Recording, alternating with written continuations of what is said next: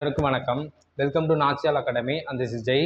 Today நம்ம என்ன topic பார்க்க போகிறோம்னு பார்த்தோம்னாக்கா, தமிழ் இலக்கணத்தில் தேர்ட் டாபிக், மூணாவது டாபிக் என்னன்னாக்கா அளபடை அப்படின்ற டாப்பிக்கை நாம் பார்க்க போகிறோம். சரிங்களா? இந்த சீரீஸில் பார்த்தோம்னாக்கா நம்ம தமிழ் நியூ சிலபஸில் உள்ள வெரி இம்பார்ட்டன்ட் டாபிக்ஸ் ஒரு 40 டாபிக்ஸ் பார்த்தோன்னா உங்களுக்கு வீடியோ கிளாஸாகவே நான் கொடுத்துறேன்னு சொல்லியிருக்கேன். ஆல்ரெடி 2 டாபிக்ஸ் நம்ம பார்த்துட்டோம். குறில் நெடில் வேறுபாடு அறிதல் மற்றும் ஊர் பெயர்களோட மறுன்றதை நம்ம பார்த்துட்டோம். இப்போ தேர்ட் டாபிக் பார்த்தோன்னா அளபடை அப்படின்றதே நான் கொடுத்துட்றேன். இலக்கணம் வந்து ரொம்ப ரொம்ப சிம்பிளாக தான் நான் நடத்த போகிறோம். நீங்கள் ஆல்ரெடி அந்த 2 வீடியோ பார்த்துருக்கும் போதே உங்களுக்கு புரிஞ்சிருக்கும். சரிங்களா? உடனே நீங்கள் நினைக்கலாம், இவ்வளோ தானா குறில் நெடில் வேறுபாடுனா அப்படின்ட்டு. அவ்வளோதாங்க, கான்செப்ட் நம்மளுக்கு அவ்வளோதான். நம்ம அந்த ப்ராக்டிஸ் பண்ணுறோம் பார்த்தீங்களா, அதுதான் பார்த்தோன்னா நம்மளுக்கு டெப்த்தாக கொஞ்சம் இன்னும் அதிகமான ப்ராக்டிஸ் நாம் பண்ணணும். கொஸ்டின்ஸை நீங்கள் தேடி தேடி இதுக்கான கேள்வியே இந்த டாப்பிக்கில் இந்த கேள்வி மேட்ச் ஆகுதா, உடனே அதை நம்ம ப்ராக்டிஸ் பண்ணி பார்த்தோம்னாக்கா நம்ம என்ன பண்ண முடியும், கண்டிப்பாக டிஎன்பிஎஸ்சியில் ஃபர்ஸ்ட் அட்டம்ப்ட்லேயே நம்மளால் கிராக் பண்ண முடியும். ஓகே, இது உங்களுக்கு ரொம்ப ரொம்ப யூஸ்ஃபுல்லாக இருக்கும்னு நினைக்கிறேன். இந்த சீரீஸு நீங்கள் உங்களோட கமெண்ட் செக்ஷனில் வந்து உங்களோட கமெண்ட்டை நீங்கள் கொடுங்க. சரி, இப்போ நம்ம பார்க்கக்கூடிய டாபிக் என்னன்னு பார்த்தோன்னா அளபடை. ஃபர்ஸ்ட் இந்த அளபடை எங்கே கனெக்ட் ஆகுதுன்னு பார்த்தோம்னாக்கா, எழுத்து இலக்கணம் நான் உங்களுக்கு நடத்தியிருப்பேன். சரிங்களா? எழுத்து, தமிழில் எழுத்துனா என்ன? ஒளி வடிவமாக எழுப்பப்படுவதும் வரி வடிவமாக எழுதப்படுவதும் தான் என்னது எழுத்து. தமிழில் எழுத்து பார்த்தோன்னா 2 வகைப்படும், முதல் எழுத்து மற்றும் சார்பு எழுத்து. உங்களுக்கு ஆல்ரெடி தெரிஞ்சிருக்கும். முதல் எழுத்துனா என்னது? உயிர் எழுத்து 12ம் மெய் எழுத்து 18. உயிர் 12 மெய் 18, இந்த 30 எழுத்துக்கள் தான் என்னது முதல் எழுத்துக்கள்னு சொல்லுவோம். ரெண்டாவது பார்த்தோன்னா சார்பு எழுத்து. சார்பு எழுத்து 10 வகைப்படும். இது எல்லாமே ஆல்ரெடி டிஎன்பிஎஸ்சியில் கேட்ட கொஸ்டின்ஸ் தான். உங்களை நான் எழுத்து இலக்கணம் நடத்தும் போது இதை நான் கொஞ்சம் டீட்டெயிலாக கொடுத்துருப்பேன். இந்த அளபடை எங்கே வரும்னு பார்த்தோன்னாக்கா சார்பு எழுத்துக்களில் தான் வரும். உயிர்மெய், ஆயுதம், உயிரளபடை, ஒற்றளபடை, குற்றிய லுகரம், குற்றிய லிகரம், 4 வகை குறுக்கங்கள், ஐகார குறுக்கம், அவுகார குறுக்கம், மகர குறுக்கம் மற்றும் ஆயுத குறுக்கங்கள். சரிங்களா? இந்த சார்பு எழுத்துக்கு உள்ள இருக்கிறது தான் என்னது அளபடை. இப்போ அளபடை பார்த்தோன்னா 2 வகைப்படும். ஒன்று என்னன்னாக்கா உயிரளபடை, இன்னொன்று ஒற்றளபடை. சரிங்களா? இப்போ இந்த அளபடைன்றது எங்கே கவர் ஆகுதுன்னு நம்ம பார்த்துட்டோம். இப்போ அளபடைனா என்ன, ஃபர்ஸ்ட் வீடியோவில் பார்த்தோன்னா உயிரளபடைன்றதை நாம பார்த்துடலாம். சரி, அளபடை அப்படின்னா என்னன்னு பார்த்தோம்னாக்கா நீண்டு ஒலித்தல் ஒரு எழுத்தானது. இதுக்கான டெஃபனிஷன் இது உங்களுக்கு 10th தமிழ் புக்கில் இருக்கும். சரிங்களா? எழுத்து இலக்கணன்ற டாப்பிக்கில் அளபடையை உங்களுக்கு கொடுத்துருப்பாங்க. அளபடை அப்படின்னு என்னன்னு பார்த்தோம்னாக்கா ஒரு எழுத்தானது தனக்கான மாத்திரை அளவில் இருந்து நீண்டு ஒலிப்பதை தான் நம்ம என்னன்னு சொல்கிறோம், அளபடை. ஷார்ட்டாக அளபடைனாக்கா நீண்டு ஒலிக்கும், ஒரு எழுத்து வந்து நீண்டு ஒலிக்கும் அப்படின்றத நாம் தெரிஞ்சுக்கினா போதும். சரிங்களா? சரி, இந்த அளபடையை பிரித்து எழுத்துக்களை கேட்டாங்கன்னு வச்சுங்களேன், அளபு கூட்டல் எடை அப்படின்னு பிரியும். ஓகேங்களா? அளபடை என்பது அளபு கூட்டல் எடை அப்படின்னு பிரியும். இதோட பொருள் அளபுனா என்னன்னு பார்த்தோன்னாக்கா மாத்திரை என பொருள்படும். இப்போ அளபடை கொடுத்துட்டு இதில் அளபு என்பதன் பொருள் யாது அப்படின்னு கேட்கறதுக்கான வாய்ப்புகளும் இருக்கு. இல்லை அளபடை பிரித்து எழுதுக அப்படின்னு கேட்டாலும் நம்ம என்ன பண்ண முடியும், ஈஸியாக நம்மளால ஆன்சர் பண்ண முடியும். ஓகே, இது எல்லாமே கேட்கறதுக்கு வாய்ப்பு இருக்கிறதுனால உங்களுக்கு இதை பிரித்து காமிச்சிட்டேன். அளபடையில் அளபுனாக்கா மாத்திரைன்னு பொருள், எடைனாக்கா எடுத்தல் என்பது பொருள். மாத்திரை எடுத்தல். ஓகேங்களா? இதுதான் வந்து அளபடை. அளபடை வந்து 2 வகைப்படும் நான் சொல்லிட்டேன், உயிரளபடை மற்றும் ஒற்றளபடை. இந்த வீடியோவில் பார்த்தோம் நாம உயிரளபடையை நம்ம பார்த்துடலாம். சரிங்களா? ஃபர்ஸ்ட் உயிரளபடைனா என்னன்னு பார்த்தோம்னாக்கா உயிரெழுத்துக்கள் 12 இருக்கு பார்த்தீங்கன்னாக்கா, ஆ முதல் அவ் வரை அதில் உள்ள நெட்டு எழுத்துக்கள் 7. ஆ, இ, உ, ஏ, ஐ, ஓ, அவ். இந்த நெட்டு எழுத்து 7ம் பார்த்தோன்னாக்கா தனக்கு இனமான, ஏன்னா குறிலுக்கு இனமான இன எழுத்து எது, உங்களை இன எழுத்து நடத்தும் போது சொல்லியிருப்பேன். இன எழுத்து என்பது குறிலுக்கு இன எழுத்து நெட்டு எழுத்து. அப்போ இந்த நெட்டு எழுத்து 7க்குமான இன எழுத்து எதுன்னு பார்த்தோம்னாக்கா குறில் எழுத்துக்கள் அ, இ, உ, ஏ, ஓ. இந்த 5ம் பார்த்தோம்னாக்கா அளபடையில் என்ன ஆகும், நெடிலை தொடர்ந்து அதன் இனமாகிய குறில் ஒத்து வருவது தான் பார்த்தோன்னாக்கா அளபடை. இங்கே உயிர் எழுத்து வர்றதுனால நம்ம என்ன சொல்றோம்னாக்கா அதை உயிர் அளபடை அப்படின்னு சொல்றோம். இப்போ எக்ஸாம்பிள் ஆ, ஆதல் அப்படின்னு வருதுன்னு வச்சுங்களேன், ஆன்ற இந்த நெட்டு எழுத்து பக்கத்துல அ அப்படின்ற குறில், அதோட இணை எழுத்தான குறில் வந்து என்ன ஆகும், அளபடையில நீண்டு ஒலிக்கும். அப்போ அதை தான் நம்ம வந்து உயிரளபடை அப்படின்னு சொல்றோம். சரி, இந்த உயிரளபடை இது நம்ம என்னன்னு தெரிஞ்சுக்கணுமா, உயிரளபடையோட வகைப்பாடுகள் வந்து ரொம்ப ரொம்ப இம்பார்ட்டன்ட். டிஎன்பிஎஸ்சியில் நிறைய முறை கேட்டிருக்காங்க. உயிரளபடை பார்த்தோன்னாக்கா 3 வகைப்படும். ஃபர்ஸ்ட் ஒன் என்னன்னு பார்த்தோம்னாக்கா செய்யுள் இசை அளபடை, அதுக்கு இன்னொரு பேரும் இருக்கு இசை நிறை அளபடை. இது வந்து ரொம்ப ரொம்ப இம்பார்ட்டன்ட். இதை டைரெக்டாகவே இந்த டாபிக் மட்டுமே கேட்டாங்க. உயிரளபடை எத்தனை வகைப்படணும்னு டிஎன்பிஎஸ்சியில் கேட்டாச்சு. செய்யுள் இசை அளபடையோட வேறு பெயர் அப்படின்னு கேட்டாச்சு. இல்லை இசை நிறை அளபடை என அழைக்கப்படுவது எது அப்படின்னும் கேட்டாங்க. சரிங்களா? அப்போ உயிரளபடை பார்த்தோம்னாக்கா 3 வகைப்படும். செய்யுள் இசை அளபடை, சொல்லிசை அளபடை மற்றும் இன்னிசை அளபடை. உங்களுக்கு இந்த இசை நிறை அளபடையும் இன்னிசை அளபடையும் தான் பார்த்தா கொஞ்சம் கன்ஃபியூஸ் ஆகிற மாதிரி இருக்கும். அதை நான் உங்களுக்கு கரெக்டாக கிளாரிஃபிகேஷன் பண்ணிடுறேன். ஓகேங்களா? ஃபர்ஸ்ட் ஒன்று என்னன்னாக்கா செய்யுள் இசை அளபடை அல்லது இசை நிறை அளபடைன்னு பேரு. அதோட டெஃபனேஷன் என்ன, தேரி நம்ம கான்செப்ட் நம்ம புரிஞ்சுக்க போறோம். சரிங்களா? இது ரொம்ப ஷார்ட் நோட்ஸாக தான் இருக்கும். உங்களுக்கு ஆல்ரெடி நோட்ஸ் தெரிஞ்சிருந்தாக்கா ஸ்கூல் புக்லேயே கொடுத்துருப்பாங்க. அது ஈஸினாக்கா அதை ரெஃபர் பண்ணிக்கோங்க. ஏன்னா உங்களுக்கு டிஸ்கிரிப்ஷனில் நான் உங்களுக்கு அந்த பிடிஎஃப் வச்சிருவேன். சரிங்களா? இல்லை உங்களுக்கு இதுலேயே ஷார்ட்டாக நோட்டாக நீங்கள் மேக் பண்ணோம்னாக்கா நீங்கள் இந்த பாயிண்ட்ஸை நீங்கள் நோட் பண்ணிக்கலாம். ஓகே, சரி. ஃபர்ஸ்ட் ஒன் என்னன்னு பார்த்தோம்னாக்கா செய்யுள் இசை அளபடை அல்லது இசை நிறை அளபடை. இப்படி என்னன்னாக்கா ஒரு செய்யுள் நம்ம கிட்ட கொடுத்துறான்னு வச்சுங்களேன், அந்த செய்யுளோட ஓசையை நிறைவு செய்வதற்காக ஒரு எழுத்து அளபெடுத்தாக்கா அதை நம்ம என்ன சொல்றோம்? செய்யுள் இசை அளபடை அல்லது இசை நிறை அளபடை அப்படின்னு சொல்றோம். ஓகேங்களா? அப்ப என்னது? செய்யுள் இசை அளபடையில ஓசையை நிறைவு செய்யன்னு கொடுப்பாங்க, இல்லை இசையை நிறைவு செய்ய அப்படின்னும் வார்த்தைகள் மாத்தியும் கொடுப்பாங்க. ஓசையை நிறைவு செய்வதற்காக அளபெடுக்கும் ஃபர்ஸ்ட் பாயிண்ட். செகண்ட் ஒன் என்னன்னாக்கா 2 அசைகள் கொண்டதாக மட்டுமே அமையும். உங்களுக்கு வந்து யாப் இலக்கணத்துல வரும்போது அந்த அசை சீர் இதெல்லாமே நம்ம பார்த்துடலாம். ஓகேங்களா? இந்த இடத்துல 2 அசைகள் கொண்டதாக மட்டுமே இருக்கும். 2 அசைனா என்ன?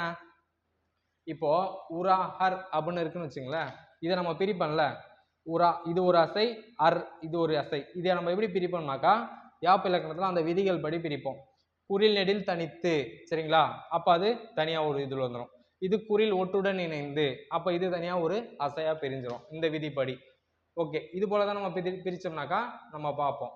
சரி, இதோட விதி என்னன்னாக்கா இதோட டெஃபினேஷன் ஃபர்ஸ்ட் வந்து ஓசையை நிறைவு செய்வதற்காக மட்டுமே அளவெடுக்கிறது, 2 அசைகள் கொண்டதாக உள்ளது. மேலும் சொல்லுக்கு ஒரு வார்த்தை கொடுத்துட்டாங்கனாக்கா ஒரு சென்டென்ஸ் டீட்டெயிலாக இருக்குன்னு வச்சுங்களேன், முதலிலும் வரும், இடையிலும் வரும், கடையிலும் வரும். ஓகேங்களா? லாஸ்ட்லயும் வரும். இதுதான் வந்து செய்யுள் இசை அளபடை. கேள்விகள் எப்படி கேட்பாங்க அப்படின்னு நம்ம பார்த்தோம்னாக்கா செய்யுளில் ஓசையை நிறைவு செய்வதற்காக அளவெடுப்பது எது? ஓகேங்களா? அப்படி கேட்டாக்க என்ன நம்ம சொல்லுவோம்? செய்யுள் இசை அளபடை அல்லது இசை நிறை அளபடை அப்படின்னு நம்ம சொல்லுவோம். செய்யுள் இசை அளபடையானது எத்தனை அசைகளை கொண்டதாக இருக்கும் அப்படின்னு கேட்டோம்னாக்கா 2 அசைகளை கொண்டதாக இருக்கும். மேலும் செய்யுள் இசை அளபடை பார்த்தோம்னாக்கா சொல்லுக்கு டேஷ் முதலில் வரும், இடையில் வரும், கடையில் வரும், 3 இடங்களிலும் வரும். அப்படி கேட்டாக்கா 3 இடங்களிலும் வரும். அதாவது சொல்லுக்கு முதலிலும் வரும். எக்ஸாம்பிள் பார்த்தோன்னா ஓ ஓதல் அப்படின்னு இருக்குங்களா, ஓ ஓதல். இப்போ இந்த ஓன்றது நெட்டெழுத்துக்கு இனமான குறில் எழுத்து ஓவும் பார்த்தோம்னாக்கா என்ன ஆகிருது? அளவெடுத்து இருக்கு. ஓ ஓதல் அப்படிதான் நம்ம படிப்போம். அப்போ பார்த்தோம்னாக்கா சொல்லுக்கு முதலில் வருகிறது. உராஹர் இது பார்த்தோம்னா சொல்லுக்கு இடையில் வருகிறது. நல்ல படாக அப்படின்னு வரும்போது இது வந்து சொல்லுக்கு கடையில் வருகிறது. ஓகேங்களா? தூவும் அப்படின்னு பார்க்கும்போது இது என்ன வருது? சொல்லுக்கு முதலில் தான் வருது, 2 அசைகள் கொண்டதாக உள்ளது. இந்த விஷயங்கள் தான் பார்த்தோம்னாக்க இந்த செய்யுள் இசை அளபடை அப்படின்ற விஷயத்துல இருந்து கேட்கறதுக்கான வாய்ப்புகள் இருக்கு. செய்யுள் இசை அளபடையோட வேறு பெயர் என்னன்னாக்கா இசை நிறை அளபடை. ஓகேங்களா? அடுத்து செகண்ட் ஒன் என்னன்னு பார்க்கலாம் பாருங்க. சொல் இசை அளபடை. சொல்லிசை அளபடை வந்து நம்ம ரொம்ப ரொம்ப ஈஸியாக ஆப்ஷன்ல இருந்து கண்டுபிடிச்சிடலாம். இந்த இ அப்படின்ற வார்த்தையை பார்த்தோம்னாக்கா சேர்ந்தே வரும். சரிங்களா? ஃபர்ஸ்ட் சொல்லிசை அளபடை அப்படின்னா என்னன்னு பார்த்தோம்னாக்கா ஒரு பெயர் சொல்லானது எச்ச சொல்லாக திரிவது தான் நம்ம என்ன சொல்றோம்? சொல்லிசை அளபடைன்னு சொல்றோம். அப்படி திரியக்கூடிய அந்த எச்ச சொல் பார்த்தாக்கா பெரும்பாலும் வந்து வினை சொல்லாக மட்டுமே இருக்கும். ஓகேங்களா? பெயர் சொல்லானது வினை சொல்லாக அல்லது எச்ச சொல்லாக திரிவதை தான் நம்ம என்ன சொல்றோம்? சொல்லிசை அளபடைன்னு சொல்றோம். சொல்லிசை அளபடையில பார்த்தோம்னாக்கா இந்த இ என்ற எழுத்து பார்த்தோம்னா வெளிப்பட்டே வரும். எக்ஸாம்பிள் நசை, தழி. தழினா என்ன? சொற்பொருள்ல தழுவுதல் அப்படின்ற பொருள் உண்டு. ஓகேங்களா? நசை. அடுத்தது செகண்ட் ஒன் தழி. அடுத்தது பார்த்தோம்னா உரநசை. இந்த ஈன்ற வார்த்தையை பார்த்தோம்னாக்கா இங்க என்ன ஆகுது? வெளிப்பட்டே வருது. இந்த ஈன்றது வெளிப்பட்டு வரும்போது அதை நம்ம ஈஸியா கண்டுபிடிச்சிடலாம். என்னன்ட்டு அது சொல்லிசை அளபடை. ஓகேங்களா? அப்ப சொல்லிசை அளபடையிலிருந்து என்ன கேட்பானாக்கா பெயர் சொல்லானது எச்ச சொல்லாகவோ அல்லது வினை சொல்லாகவோ அளவெடுப்பது டேஷ் அப்படின்னாக்கா அது சொல்லிசை அளபடை. சொல்லிசை அளபடை பார்த்தோம்னா ஈ என்ற எழுத்து வெளிப்பட்டு வருவது எதுனாக்கா சொல்லிசை அளபடை.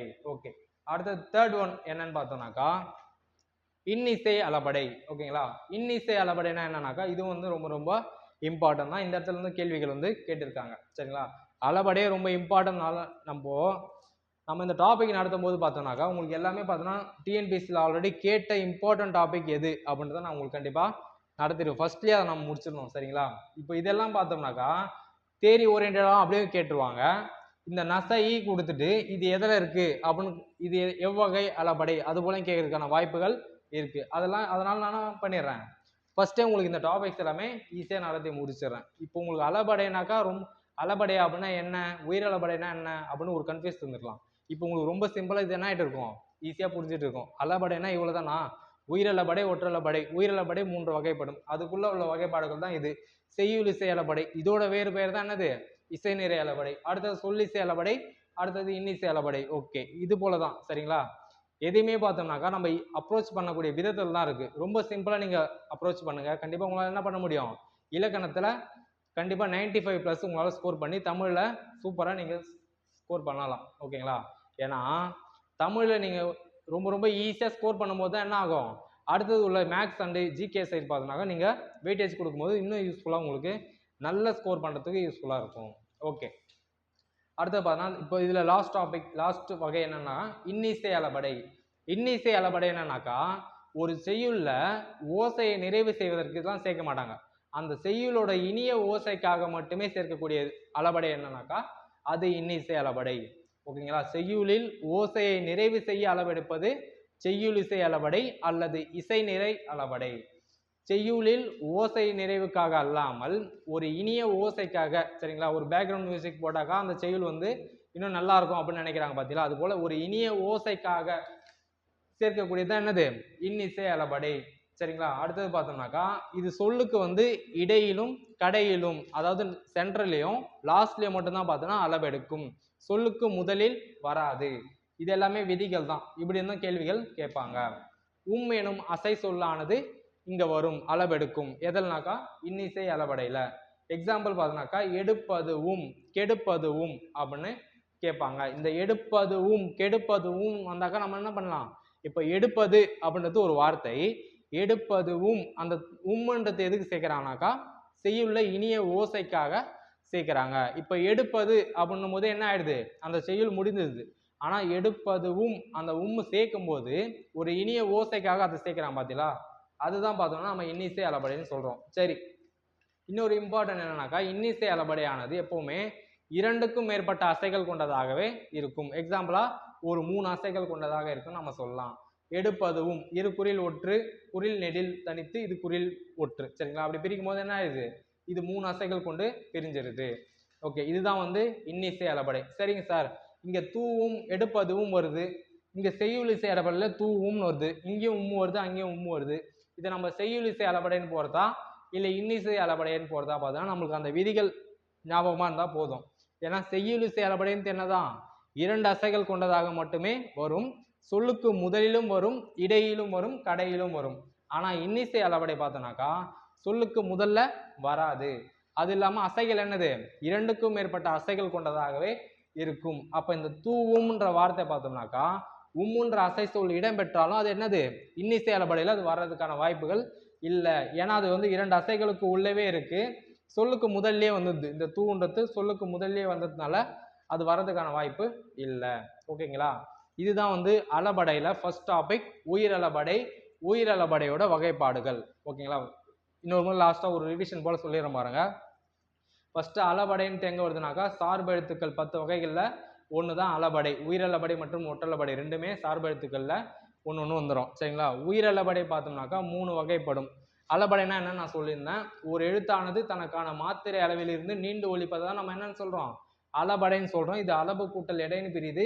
அளபுனாக்கா மாத்திரை, எடைனாக்கா எடுத்தல். அளபடையில ஃபர்ஸ்ட் வகைப்பாடு நம்ம உயிரளபடை பார்த்தோம். உயிரளபடைனா என்னன்னாக்கா உயிரெழுத்தானது நெட்டெழுத்து 7, அந்த 7 உயிரெழுத்துக்கள் உள்ள நெட்டெழுத்து 7ம் தனக்கு இனமான குறில் எழுத்தோடு இணைந்து என்னது இனமான குறில் எழுத்தோடு இணைந்து அளவெடுப்பது தான் உயிரளபடை. உயிரளபடை 3 வகைப்படும். செய்யுள் இசை அளபடை அல்லது இசை நிறை அளபடை, சொல்லிசை அளபடை மற்றும் இன்னிசை அளபடை பார்த்தோம். செய்யுள் இசை அளபடை பார்த்தோம்னாக்கா ஓசையை நிறைவு செய்வதற்காக அளவெடுக்கும். சொல்லுக்கு முதலிலும் இடையிலும் கடையிலும் வரும். 2 அசை கொண்டதாக மட்டுமே இருக்கும். சொல்லிசை அளபடை பெயர் சொல்லை எச்ச சொல்லாகவோ அல்லது வினை சொல்லாகவோ மாற்ற அளவெடுப்பது சொல்லிசை அளபடை.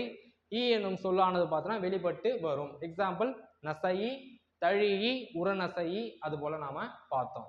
தேர்ட் ஒன் என்னன்னு பார்த்தோம்னாக்கா இன்னிசை அளபடை. இது ஓசையை நிறைவு செய்வதற்காக அல்லாமல் இனிய ஓசைக்காக மட்டுமே அளவெடுக்கும். 2க்கும் மேற்பட்ட அசைகள் கொண்டதாக இருக்கும். எனும் அசை சொல்லானது இடம்பெற்று இருக்கும். ஓகேங்களா? இப்போ இந்த டாபிக் நாம கவர் பண்ணிட்டோம். உங்களுக்கு ரொம்ப ரொம்ப சிம்பிளா புரிஞ்சிருக்கும்னு நினைக்கிறேன். புரிஞ்சிருந்ததுனாக்கா நீங்கள் என்ன பண்ணலாம், ஒரு லைக் பண்ணலாம், கமெண்ட் செக்ஷனில் கொடுக்கலாம். அண்ட் நம்ம வீடியோவை நீங்கள் புதுசாக பார்க்குறவங்க எல்லாருமே சப்ஸ்கிரைப் பண்ணி ஒரு சப்போர்ட் பண்ணலாம். ஓகேங்களா? தேங்க்யூ.